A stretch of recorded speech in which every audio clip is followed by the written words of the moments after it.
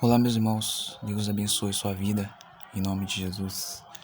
Boa noite para você, que Deus abençoe sua vida. E hoje eu queria falar uma palavra com vocês, irmãos, que eu acho que é uma das passagens da Bíblia mais lindas que tem. Uma das passagens da Bíblia que mostra algo que Deus fez, que foi muito grande. Foi algo assim que as pessoas viram, elas se admiraram e creram em Deus. A Bíblia diz, irmãos, que o povo de Israel estava desviado dos caminhos de Deus. E a Bíblia diz que, por causa do rei Acabe, ele tinha uma esposa que acreditava em falsos deuses. E essa mulher incentivou as pessoas a adorarem a Baal, que era um deus que tinha muita prosperidade. Eles consideravam como um deus que mandava chuva. E então, a Bíblia vai dizer assim, em 1 Reis, capítulo 18, versículo 36. No devido tempo, para se apresentar a oferta dos manjares, aproximou-se o profeta Elias e disse: Ó Senhor, Deus de Abraão, de Isaque e de Israel, fique hoje sabendo que tu és Deus em Israel, e que eu sou teu servo, e que segundo a tua palavra fiz todas estas coisas. Responde-me, Senhor, responde-me, para que este povo saiba que tu, Senhor, és Deus, e que fizeste retroceder o coração deles. Então caiu o fogo do céu, consumiu o holocausto, e a lenha e as pedras, e a terra, e ainda lambeu a água que estava no rego. Então aqui, irmãos, nós vemos que o profeta Elias, ele clamou a Deus. E aquele povo estava com o coração corrompido, não acreditava em Deus. Eles passaram a acreditar em deuses estranhos, acreditaram em Baal, acreditaram em outros deuses. Mas então a Bíblia diz que quando o profeta Samuel, ele foi ungir Davi, ele encontrou, em vez de ser um homem forte, foi um homem fraco. Foi um menino pequeno que Deus escolheu. E assim foi o profeta Elias. O profeta Elias era um homem simples, mas ele clamou a Deus e Deus ouviu a oração dele. E a Bíblia diz que quando ele clamou, Deus, ele enviou fogo do céu, consumiu o holocausto. E a Bíblia diz que no final as pessoas reconheceram que só havia um Deus, não havia outro além dele. As pessoas acreditavam em outros deuses, elas acreditavam que existia outro Deus mais poderoso do que o Deus verdadeiro. Mas então Elias, ele provou para aquele povo: olha, só há um Deus, só um Deus verdadeiro que pode fazer sinais, que pode nos salvar. Só há um que pode fazer todas as coisas para nós. Tudo aquilo que nós precisamos, ele pode suprir.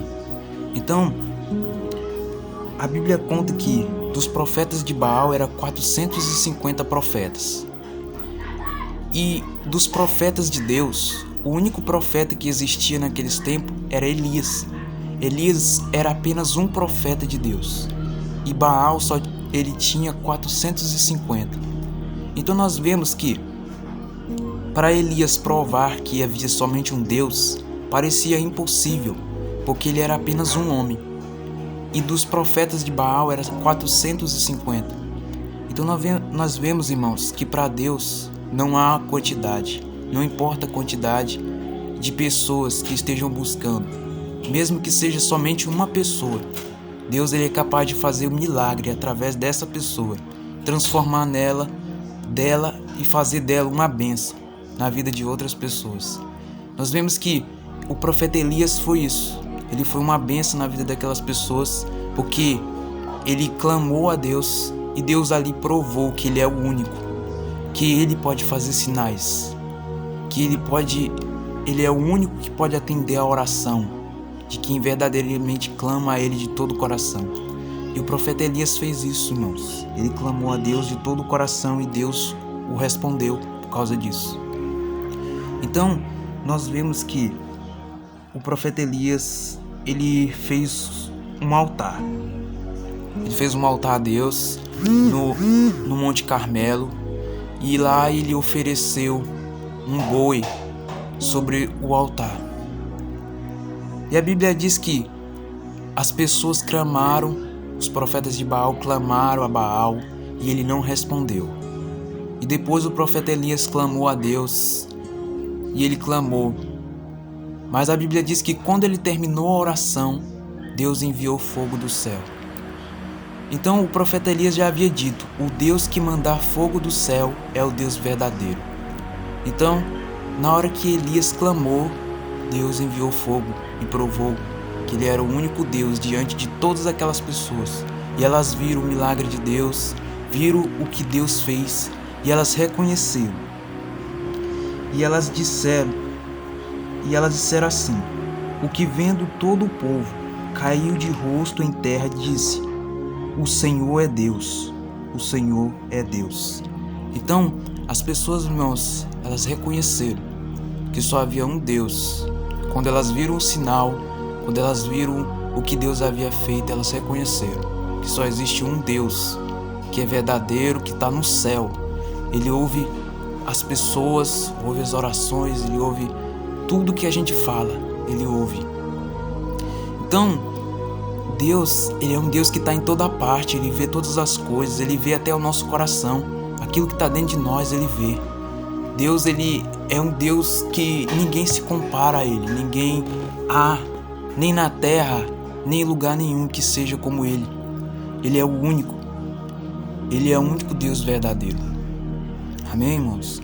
Então, nós vemos que o profeta Elias, ele clamou a Deus e Deus o respondeu, para que todos soubessem, todos que estavam ali vendo, soubessem que Elias era um profeta de Deus, ele era um servo de Deus e que Deus estava com ele, que Deus havia respondido à oração dele. Amém? Então nós vemos que Deus, ele gosta da simplicidade, Deus, ele ama aqueles que o servem de todo o coração. E Elias era um homem assim, que ele servia a Deus com todo o coração. A Bíblia diz que Elias era um homem sujeito às mesmas coisas que nós, às mesmas fraquezas.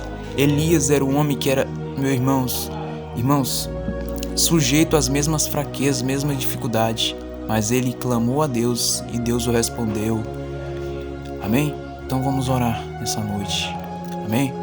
Então curve a sua cabeça aí e vamos orar a Deus. Senhor nosso Deus, nosso amado Pai, Senhor, nós estamos aqui reconhecendo, Senhor, que Tu és o único verdadeiro Deus. Assim como Elias clamou, Pai, lá no Monte Carmelo, orou ao Senhor de todo o coração, nós estamos orando aqui diante de Ti, Senhor, reconhecendo as nossas falhas, os nossos pecados, reconhecendo, ó Deus, que Tu és o único Deus verdadeiro. Não há outro além de Ti. Não há outro que possa fazer sinais, que possa nos salvar, que possa, ó Deus, nos garantir a vida eterna, se não for o Senhor. Porque Tu és o único. O Senhor é aquele que fez o céu e a terra, que criou todos nós, que fez os animais, que criou Adão, criou Eva, mas eles desobedeceram ao Senhor. E a palavra de Deus diz que eles foram tirados da Sua presença por desobedecerem ao Senhor. E muitas vezes, Senhor, nós temos nos retirado da Tua presença. Nós temos feito coisas que não Te agradam, temos falado palavras que o Senhor fica muito triste em ver que nós fazemos essas coisas. Porque a Tua palavra diz que o Senhor se agrada com a humildade, mas o Senhor resiste ao soberbo. O Senhor resiste àqueles que vivem em arrogância, em maldade. O Senhor não se agrada desse tipo de pessoa. Tua palavra diz que o Senhor se agrada daqueles que são humildes, daqueles que se humilham, daqueles que reconhecem suas falhas, os seus erros, e reconhecem que não merecem nada. E nós reconhecemos que nós não somos dignos, nós estamos aqui diante da Tua presença, mas nós estamos aqui por causa de Jesus, pelo que Ele fez por nós. Porque se não fosse pela Tua graça, se o Senhor não tivesse enviado Teu Filho naquela cruz, nós não estaríamos mais aqui. Nós não estaríamos mais vivos, porque nós estávamos perdidos nos nossos pecados. Tua palavra diz que Ele foi transpassado pelas nossas transgressões, Ele foi humilhado, Ele foi castigado pelos nossos pecados, Ele foi flagelado e Ele foi crucificado por causa de nós, por causa das nossas iniquidades, para nos perdoar, para nos dar salvação e nos garantir a vida eterna. Senhor, muito obrigado, Pai. Obrigado porque nós, mesmo não sendo merecedores, mesmo nós sendo falhos, tão falhos, o Senhor nos ama, o Senhor continua abençoando as nossas vidas, o Senhor continua nos guardando, nos livrando, nos protegendo e nos mostrando o caminho certo. Muito obrigado, Senhor. Nós te agradecemos, nós te louvamos, porque nós reconhecemos que é só a Tua graça nas nossas vidas. Nós não somos dignos, nós não somos melhores que os outros, não é porque nós somos mais inteligentes, mais sábios, e sim porque o Senhor tem nos dado sabedoria, o Senhor tem nos capacitado, o Senhor tem nos mostrado o caminho, o Senhor tem nos revelado a Tua vontade, e é isso que nós queremos, Senhor.